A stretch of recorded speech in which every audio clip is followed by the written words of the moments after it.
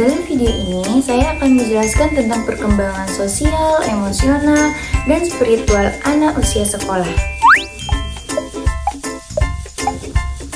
Saya akan menjelaskan tentang teori perkembangan manusia. Setiap manusia tumbuh dan berubah, bukan hanya secara fisik, tetapi juga cara kita berpikir, merasakan, dan berperilaku. Para ahli psikologi telah mencoba memahami percobaan itu melalui berbagai teori perkembangan.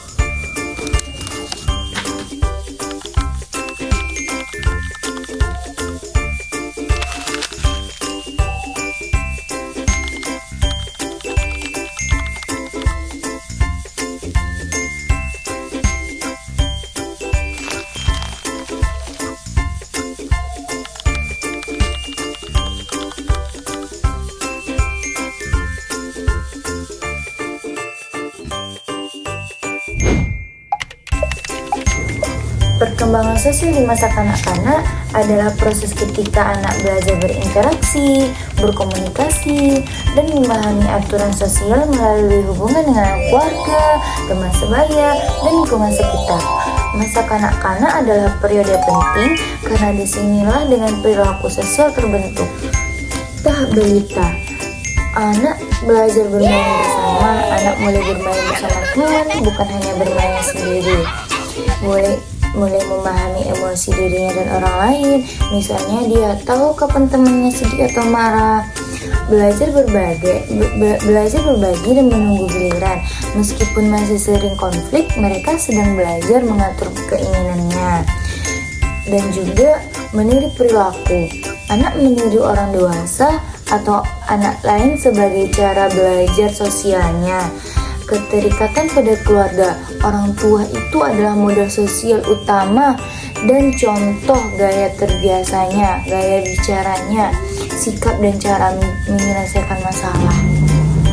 Usia sekolah awal, pada umur 6-9 tahun, perkembangan yang terjadi itu mulai memahami aturan sosial, misalnya sopan santun, kerjasama, dan norma teman sebaya, membangun persahabatan lebih stabil, untuk mulai memilih teman-teman terdekat, dan belajar kesetiaan serta kerja tim.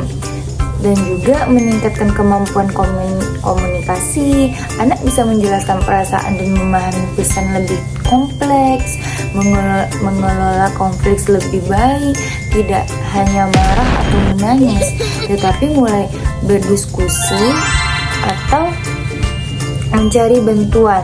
Tumbuhnya rasa tanggung jawab, mengikuti aturan kelas, tugas rumah, dan kegiatan kelompok. Nah, usia sekolah di tahun 9-12 tahun. Di sini karena persahabatan semakin mendalam, anak mulai mencari teman yang cocok secara minat dan nilai, tumbuh rasa empati, mereka dapat memahami perasaan orang lain dari sudut pandangnya, pengaruh teman sebaya meningkat. Anak ingin diterima kelompok dan mulai belajar menyesuaikan diri. Mulai memahami frekuensi sosial, misalnya perilaku yang baik akan mendapatkannya dipercaya dan membuatnya dipercaya, dan berperilaku buruk bisa mengurangi penerimaan sosial. Keterlibatan sosial lebih luas seperti organisasi sekolah, kegiatan kelompok, atau hobi tertentu. Apa itu emosional? Dalam psikologi perkembangan, emosi bukan hanya sekedar perasaan yang datang dan pergi. Emosi adalah bagian penting yang membentuk kepribadian perilaku dan cara seseorang berinteraksi dengan dunia. Perkembangan emosional dimulai sejak bayi lahir. Pada tahap awal bayi yang menunjukkan emosi dengan seperti menangis, tersenyum, atau terkejut. Ini adalah cara mereka berkomunikasi sebelum bisa berbicara. Seiring waktu, emosi mereka menjadi lebih kompleks, muncul rasa takut, cemburu, dan ingin diperhatikan. Memasuki masa kanak-kanak, anak mulai belajar mengenali dan menamai emosi. anak mulai memahami apa itu sedih, apa itu marah, dan mengapa mereka merasakannya pada fase ini. Lingkungan menjadi sangat penting. Respon orang tua, cara mengasuh, dan contoh yang diberikan akan mengaruhi bagaimana anak mengelola emosinya di masa depan. Saat anak memasuki usia sekolah, kemampuan belajar mengatur emosi semakin berkembang. Mereka belajar menahan diri, belajar mengontrol impuls, dan bahkan mulai memahami perasaan orang lain. Inilah awal perkembangan empati, sesuai dengan sesuatu yang sangat berpengaruh pada hubungan sosial dan moralitasnya. Memasuki masa remaja, perkembangan emosi menjadi lebih intens, perubahan hormon, pencarian jati diri, serta meningkatnya tekanan sosial membuat remaja lebih sensitif dan mudah berubah suasana hati. Tetapi disinilah mereka belajar membangun regulasi emosi, kemampuan untuk tenang, berpikir jernih, dan mengekspresikan perasaan dengan cara yang sehat. Ini adalah fondasi bagi kesehatan mental di masa dewasa. Nah, pada masa dewasa emosi menjadi lebih stabil. Kita belajar memahami pola perasaan kita sendiri, belajar menyembuhkan luka masa lalu dengan membangun hubungan yang lebih dewasa. Disinilah yang disebut dengan kematangan emosional, yaitu kemampuan menerima diri menghadapi masalah tanpa lari dan tetap bijak dan situasi sulit. Menjalin perjalanan emosional manusia tidak berhenti sepanjang hidup. Kita harus belajar, terus berkembang, terus menemukan cara baru untuk memahami diri kita sendiri. Spiritual adalah dalam perjalanan hidup manusia, perkembangan tidak hanya terjadi pada fisik, emosi, ataupun sosial saja, tetapi juga pada spiritual. Dalam psikologi perkembangan, spiritual bukan hanya tentang agama, tetapi tentang makna, tujuan hidup, nilai-nilai, dan hubungan manusia dengan sesuatu yang lebih besar dari dirinya. Perkembangan spiritual dimulai sejak masa kanak-kanak. Pada tahap ini, anak mulai bertanya tentang dunia, sepertinya menanyakan siapa aku, dari mana semuanya berasal, kenapa aku ada di sini. Pertanyaan sederhana ini adalah awal dari rasa ingin tahu spiritual, yaitu kebutuhan manusia untuk memahami makna hidup. Memasuki usia sekolah, anak mulai belajar membedakan mana yang baik dan buruk. Mereka membangun nilai moral, belajar empati, menghargai orang lain, dan memahami konsep keadilan. Nilai-nilai ini menjadi fondasi spiritual yang akan membentuk cara pandang mereka terhadap kehidupan. Pada masa remaja, perkembangan spiritual menjadi lebih dalam. Remaja mulai mempertanyakan identitas, keyakinan, dan tujuan hidup mereka, dan terkadang mengalami konflik batin antara harapan keluarga dan saudara dan suara hati mereka sendiri. Di tahap inilah banyak individu menemukan rasa kedewasaan spiritual pertama mereka.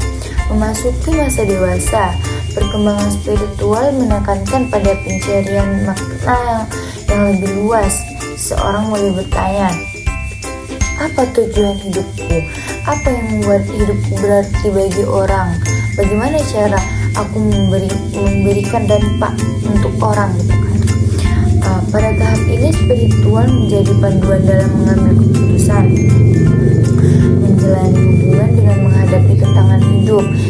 Nah, di usia lanjut, perkembangan spiritual sering diwarnai dan dengan refleksi mendalam. Manusia mulai melihat pengalaman hidup dengan lebih bijak tentang kehilangan kesalahan, keberhasilan, dan cinta.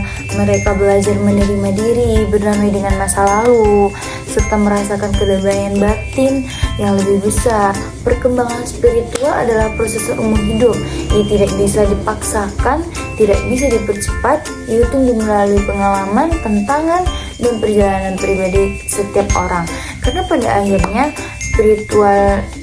spiritualitas membantu kita memahami siapa kita dan kenapa kita hidup, dan bagaimana kita bisa menjadi versi terbaik dari diri kita sendiri.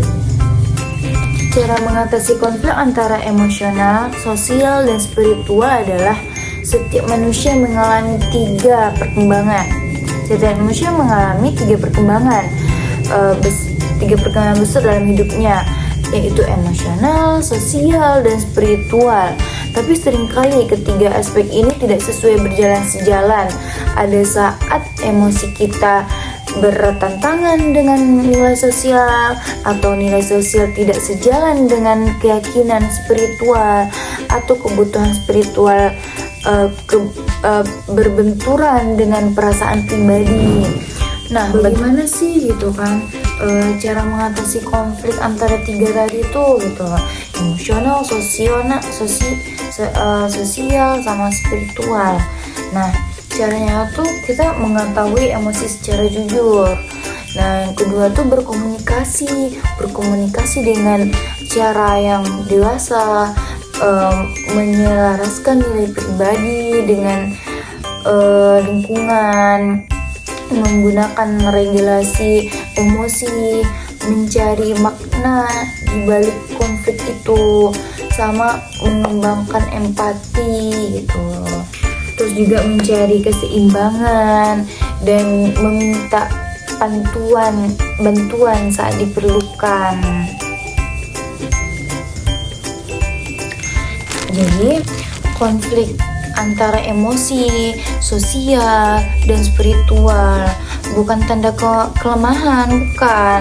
Justru tanda bahwa kamu sedang berkembang dengan memahami emosi, berkomunikasi dengan baik, dan menjaga nilai diri. Setiap konflik bisa menjadi jalan menuju kedewasaan dan kedamaian batin. Jadi jangan mempersalahkan itu. Terima kasih sudah menonton.